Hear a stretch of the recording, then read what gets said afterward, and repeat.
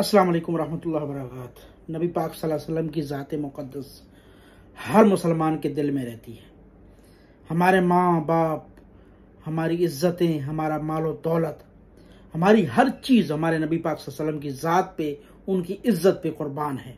हर मुसलमान का ये अकीदा है और हर मुसलमान इस चीज़ के ऊपर ईमान रखता है कि हमारे नबी पाक सल्लल्लाहु अलैहि वसल्लम की ज़ात सबसे आम है। मेरे दोस्तों, पूरी दुनिया के अंदर इस वक्त जो है नबी पाक सल्लल्लाहु अलैहि वसल्लम की ज़ात को लेकर एक इशू खड़ा हुआ है।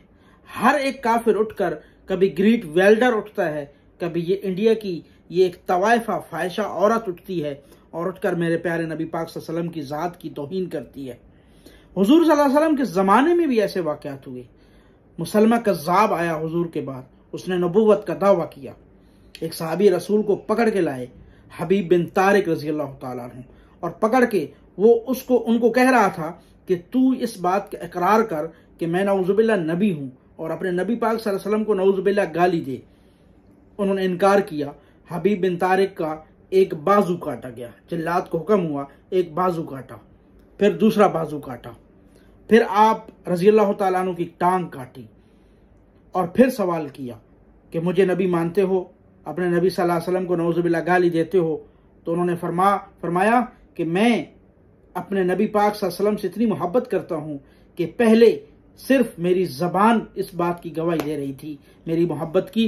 अब ये गवाही मेरे जिस्म से निकला हुआ ये खून दे रहा है, मेरे जिस्म से कटे हुए ये आज़ा दे रहे हैं। हर मुसलमान अपने नबी पाक सल्लल्लाहु अलैहि वसल्लम पे मर मिटने के लिए तैयार है। मेरे दोस्तों, मुसलमानों के लिए लम्हा फिक्रिया है कि मुसलमान आज खड़े हों, मुसलमान आज यकजा हो जाए, यकमुश्त हो जाए। किसी भी फिरके से ताल्लुक़ रखते हैं आप, हम मुसलमान हैं। इंडिया की तमाम मसनूआत से बाइकाट करो, उनकी तमाम फ्रूट्स, तमाम सब्जियां, हर चीज़ से, जैसे अरब ममालिक ने बाइकाट किया, हमारा काम है हम भी बाइकाट करें। क्यों?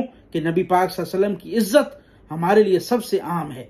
जब तक उस तवाइफा, उस फाहिशा, उस बेगैरत औरत को इंडिया की गवर्नमेंट पकड़ के सजा नहीं देती, जेल में नहीं डाल देती, तब तक हमारा यह एहतजाज जारी रहना चाहिए।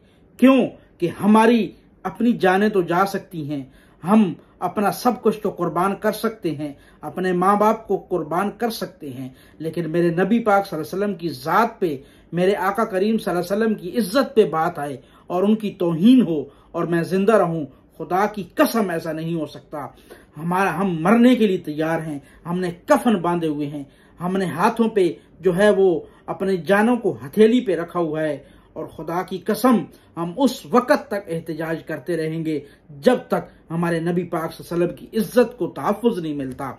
इनको जितने भी ये गुस्ताख रसूल हैं जो मेरे नबी पाक सल्लल्लाहु अलैहि वसल्लम की गुस्ताखी का ये इर्तिकाब करते हैं, जब तक इनको सज़ा नहीं होती तब तक हम अपना एहतजाज जारी रखेंगे और तब तक हम सड़कों के ऊपर होंगे।